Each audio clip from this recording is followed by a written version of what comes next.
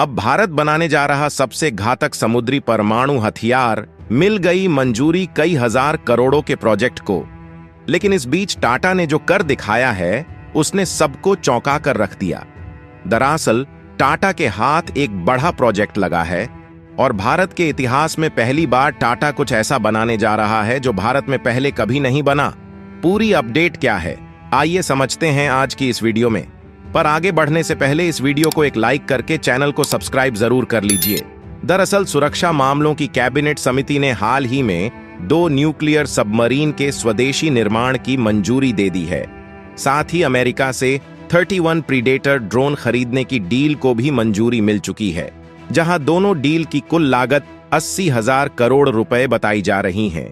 इतनी बड़ी डील समुद्र में भारत की परमाणु ताकत को दिखाएगी, जिससे चीन, अमेरिका जैसे देश बौखला गए हैं। सूत्रों के मुताबिक नौसेना को मिलने वाली 2 nuclear powered attack submarine Visakhapatnam के शिप बिल्डिंग सेंटर में बनाई जाएगी, जिनके निर्माण में लार्सन एंड टोरब्रो जैसी प्राइवेट कंपनी भी हिस्सा लेगी। ये दोनों सबमरीन बनने में 40,000 करोड़ रुपए खर्च होंगे, जबकि 31 प्रीडेटर की डील 40,000 करोड़ रुपए में हुई है। खास बात यह है कि ये सारे के सारे ड्रोन हेलफायर मिसाइल से लैंस हैं। साथ ही इन ड्रोन से टारगेट पर प्रिसिजन गाइडेड बम और हाई फायर रोटरी टोप से भी हमला किया जा सकता है। पर दोस्तों, जब भारत आत्मनिर्भर मिशन के तहत दूसरे खतरनाक हथियार पहले से ही बना रहा है, तो फिर भारतीय नौसेना को इन न्यूक्लियर सबमरीन की जरूरत क्यों पड़ी? दरअसल न्यूक्लियर पावर्ड स्ट्राइक सबमरीन लंबे समय तक पानी के अंदर रह सकती है। पर गौर करने वाली बात यह है कि सबमरीन कितने समय तक पानी में रह सकती है, यह सबमरीन के क्रू मेंबर्स की थकान और सबमरीन के सप्लाई पर निर्धारित होती है। और अगर आपको नहीं पता तो बता दूं, भारत के पास पहले से डीजल इलेक्ट्रिक सबमरीन और डीजल सबमरीन मौजूद हैं, जहां डीजल इलेक्ट्रिक सबमरीन को दिन में कम से कम एक बार बैटरी चार्ज करने के लिए पानी की सतह पर लाना पड़ता है और इसी दौरान डीजल इलेक्ट्रिक सबमरीन पर अटैक किया जा सकता था। इसके अलावा डीजल सबमरीन हवाई हमलों के लिए असुरक्षित हैं, जबकि एयर इंडिपेंडेंट प्रोपल्शन से लैस डीजल सबमरीन लंबे समय तक पानी के अंदर रह सकती हैं। लेकिन इन सबमरीन को जहाज पर मौजूद हथियारों के साथ साथ गति से भी समझौता करना पड़ता है। इसलिए नेवी ने न्यूक्लियर पावर्ड स्ट्राइक सबमरीन की मांग रखी है, जबकि भारत के लिए रूस से अकुला क्लास की न्यूक्लियर सबमरीन की डील 2028 तक टल चुकी है। ऐसे में इंडियन ओशन रीजन में सर्विलांस बढ़ाने के लिए नेवी को इन सबमरीन की जरूरत पड़ रही है। इसके अलावा भारत अमेरिका से जो प्रीडेटर ड्रोन खरीदने वाला है, वो अमेरिकी कंपनी जनरल एटॉमिक्स ने बनाए हैं। इसका प्रस्ताव अमेरिका ने ही रखा था और इस डील की समय सीमा 31 अक्टूबर तक ही थी, जिसका सीधा मतलब यह है कि 31 अक्टूबर के पहले केंद्र सरकार को फैसला लेना था कि यह ड्रोन खरीदे जाएंगे या नहीं। ऐसे में भारत की ओर से इन ड्रोन को खरीदने का फैसला लिया गया है, जहां 31 में से नेवी को 15 ड्रोन यूनिट मिलेंगी, जबकि आर्मी और एयर फोर्स को 8-8 यूनिट मिलेंगी। बताते चले, भारतीय नौसेना अब तक 3 न्यूक्लियर सबमरीन तैयार कर चुकी है। इसमें से एक अरिहंत कमीशन्ड है, दूसरी अरिघात मिलने वाली है और तीसरी S3 पर टेस्टिंग जारी है। इन सबमरीन के जरिए दुश्मन देशों पर परमाणु मिसाइल दागी जा सकती हैं। लेकिन हैरानी वाली बात यह है कि अब टाटा ग्रुप भूटान में भी अपना दम दिखाने के लिए तैयार है, जहां टाटा ग्रुप की कंपनी टाटा पावर अपने ग्रीन एनर्जी पोर्टफोलियो को बढ़ा रही है। इस योजना के तहत कंपनी भूटान में एक हाइड्रो पावर प्रोजेक्ट में 830 करोड़ रुपए में 40% हिस्सेदारी खरीदेगी, जहां 600 मेगावाट की क्षमता वाले इस प्रोजेक्ट के लिए 6,900 करोड़ रुपए के इन्वेस्टमेंट की जरूरत पड़ेगी। और इस प्रोजेक्ट में हिस्सेदारी खरीदने के बाद खोरलोचू हाइड्रो पावर टाटा पावर की सहयोगी कंपनी बन जाएगी। यह प्रोजेक्ट टाटा पावर को अपने क्लीन और ग्रीन एनर्जी ट्रांजिशन को तेज करने में मदद करेगा। जबकि हाल ही में टाटा पावर की subsidiary company Tata power renewable energy limited को एक बड़ा काम मिला है, जिसके तहत कंपनी को 400 मेगावाट का विंड सोलर हाइब्रिड प्रोजेक्ट हाथ लगा है।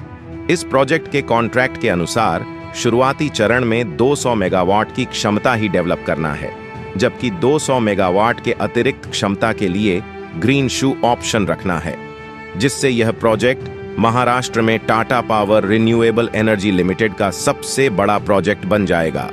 आपकी जानकारी के लिए बता दूं, टाटा ग्रुप की कंपनी के पास इस प्रोजेक्ट को पूरा करने के लिए 24 महीने का समय है और इस प्रोजेक्ट के चालू होने के बाद 895 मिलियन किलोग्राम कार्बन डाइऑक्साइड में कटौती होगी।